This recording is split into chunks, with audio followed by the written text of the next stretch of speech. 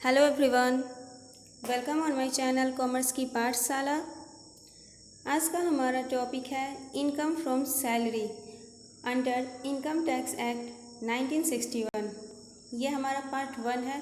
आज से हम फर्स्ट क्लास स्टार्ट करने वाले हैं सैलरी के ऊपर।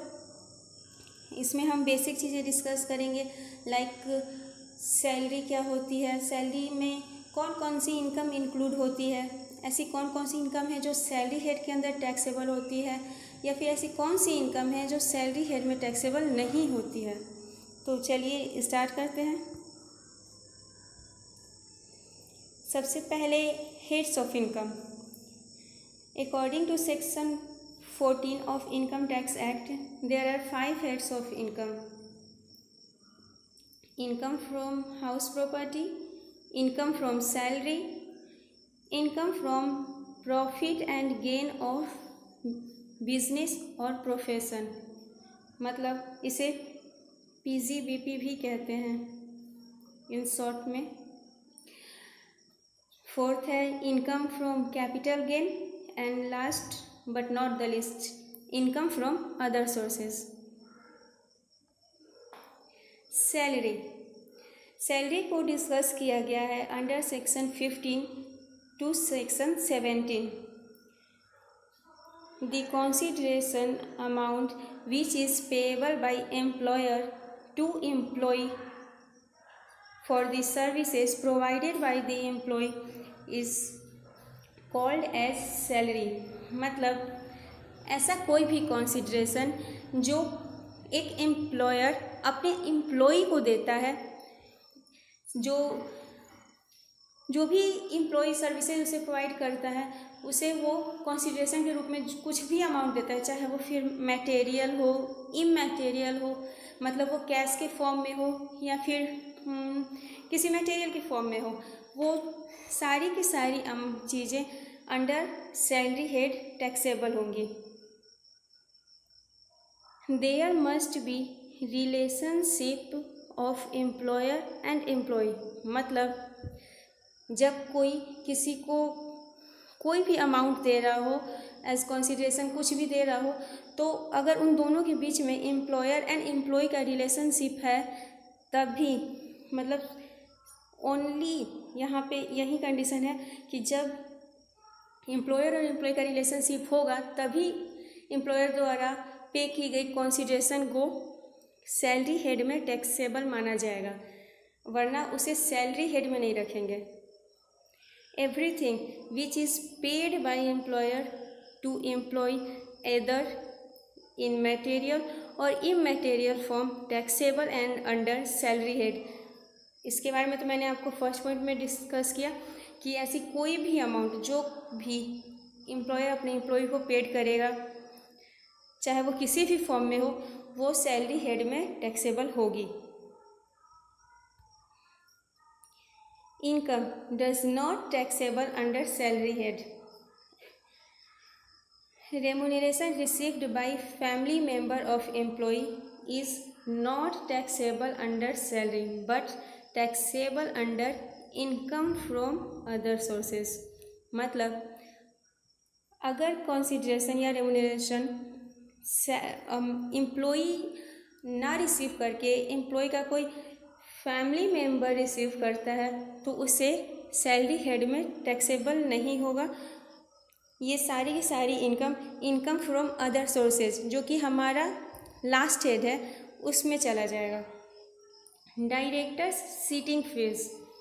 डायरेक्टर्स की जो मीटिंग होती है उसमें उसे सीटिंग के लिए जो भी एक्स्ट्रा रेमुनरेशन मिलती है एज सीटिंग फीस, वो इनकम फ्रॉम अदर सोर्स में टैक्सेबल होगी। Salary, commission, bonus, remuneration etc received by partners are not the part of salary, therefore it is taxable under income from other sources।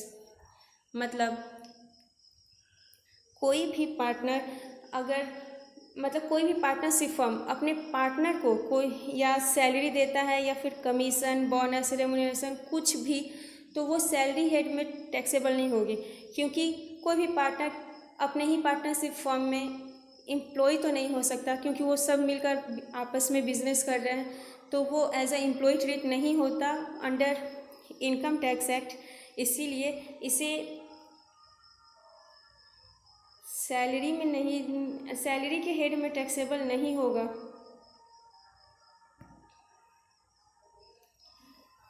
Member of parliament that is MP और member of legislative assembly that is MLA work under government but they are not the employees of government.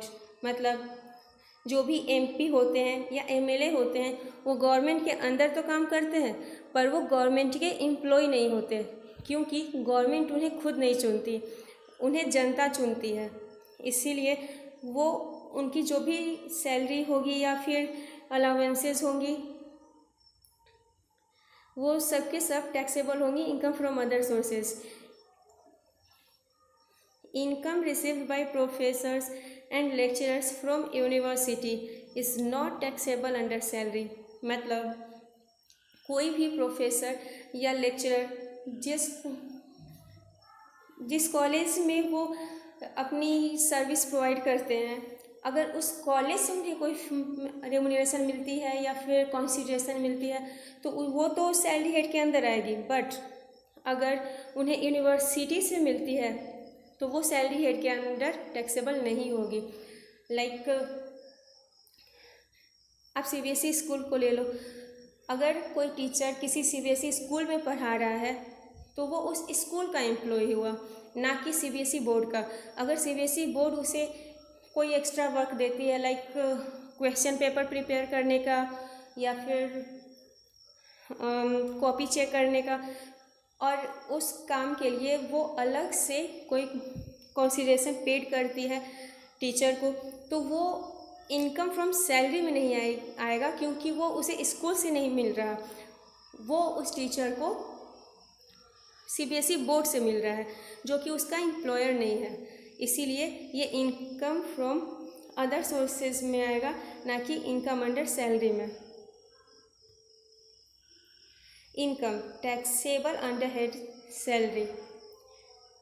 First point जो कि बहुत ही important है कि यहाँ पे relationship होना, remuneration received by employee from employer. मतलब जो भी रिम्यूनरेशन रिसीव कर रहा हो और जो उससे पेड कर रहा हो, उन दोनों के बीच में एम्प्लॉयर एंड एम्प्लॉय का रिलेशनशिप होना ज़रूरी है।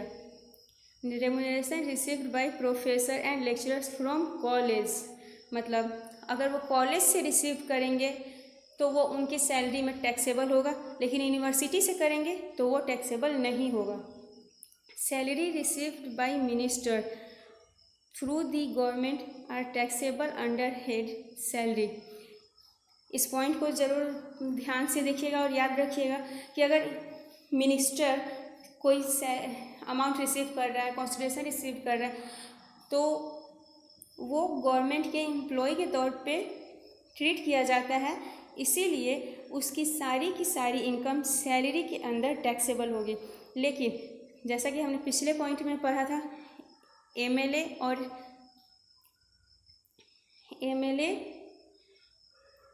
और MP की जो भी सैलरी होगी या फिर अलाउंसेस होंगी वो सैलरी हेड में टैक्सेबल नहीं होगी। Directors are considered as employee of an organization। मतलब डायरेक्टर को एज अ एम्प्लॉय देखा जाता है ऑर्गेनाइजेशन का, इसीलिए उन्हें मिलने वाली रेम्यूनरेशन भी सैलरी के अंदर ही टैक्सेबल होगी। लेकिन अगर उन्हें कोई एक्स्ट्रा फीस दी जाती है फॉर एक्स्ट्रा एक्टिविटी, जैसे कि हमने पहले पढ़ा लाइक सिटिंग फीस, तो वो सैलरी में टैक्सेबल नहीं होगी, क्योंकि वो उनके डेली वर्क का पार्ट नहीं है, उनकी सैलरी का पार्ट नहीं है, वो उन्हें एक्स्ट्रा वर्क के लिए एक्स्ट्रा अमाउंट दिया जा रहा है। एक्सेप्शन। रेम्यूनरेशन रिसीव्ड बाय जजेस ऑफ सुप्रीम कोर्ट और high court is taxable under salary.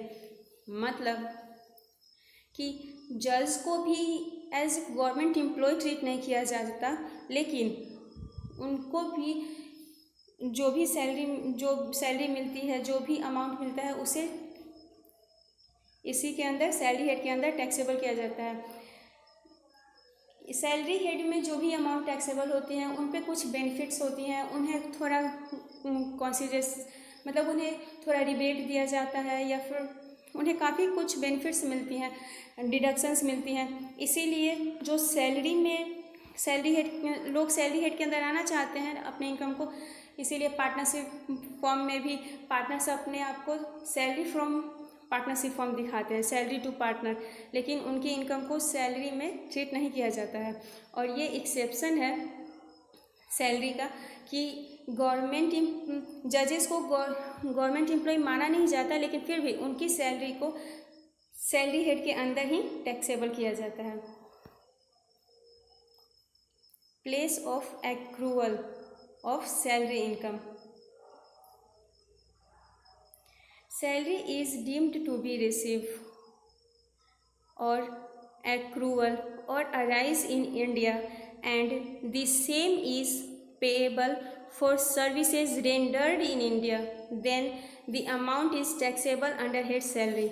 मतलब ऐसी कोई भी कंसीडरेशन अमाउंट जो कि डीम्ड होती है इंडिया में रिसीव होने के लिए, या फिर इंडिया में ही एक्रू हुई है, या फिर अराइज हुई है, जो भी सर्विसेज प्रोवाइड की गई हैं इन इंडिया, तो वो इंडिया में सैलरी हेड के अंदर टैक्सेबल होंगे।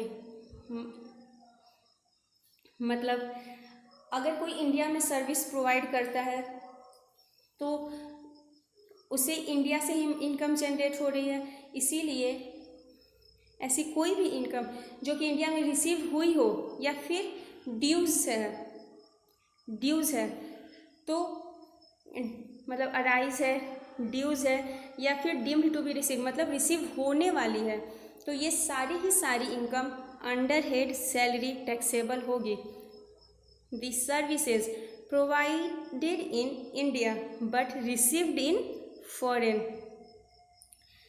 foreign countries then also taxable under salary head because it occur in India। मतलब ऐसी कोई भी अमाउंट जो भले ही फॉरेन कंट्री में आपको रिसीव हुई हो, लेकिन वो मिल क्यों रही है, क्योंकि आपने इंडिया में सर्विसेज प्रोवाइड की हैं, राइट, क्योंकि आपने इंडिया में सर्विसेज प्रोवाइड की हैं और इसीलिए आपको वो पैसे मिल रहे हैं, इसीलिए वो भी इंडिया में ही टैक्सेबल होंगे अंडर सैलरी हेड।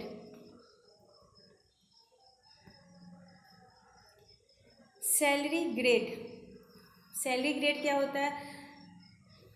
15,600, 18,600, 800 एंड 20,600। मतलब कि जब आप किसी जॉब को ज्वाइन कर रहे हो तो अगर आपको ये सैलरी ग्रेड दिखाया गया है, तो जब आप ज्वाइन करेंगे तो आपको इतने पैसे मिलेंगे, और बाद में नेक्स्ट ईयर 600, फिर उसके नेक्स्ट ईयर 600, मतलब तब तक 600 ऐड किया जाएगा जब तक कि आपकी सैलरी 18,600 नहीं हो जाती। और जब आपकी सैलरी 18,600 पहुंच जाती है तो उसके नेक्स्ट ईयर से 800 ऐड होगा, और ये 800 पर ईयर ऐड होगा जब तक कि आपकी पूरी की पूरी सैलरी 22,600 नहीं हो जाती।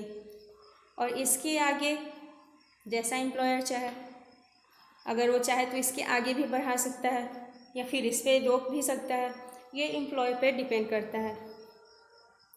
आई होप कि आप लोग समझ गए होंगे कि सैलरी क्या होती है, मतलब इसके बेसिक्स आपको समझ में आ गए होंगे। सैलरी एक बार फिर से रिपीट कर दूं कि सैलरी में एम्प्लॉयर और एम्प्लॉय का रिलेशनशिप होना बहुत ज़रूरी है। तो अगर आपको मेरी ये वीडियो अच्छी लगी हो तो प्लीज़ लाइक कीजिएगा, शेयर कीजिए और मेरे चैनल को सब्सक्राइब कीजिए, और अपनी ओपिनियन कमेंट के थ्रू ज़रूर बताइएगा। Thank you.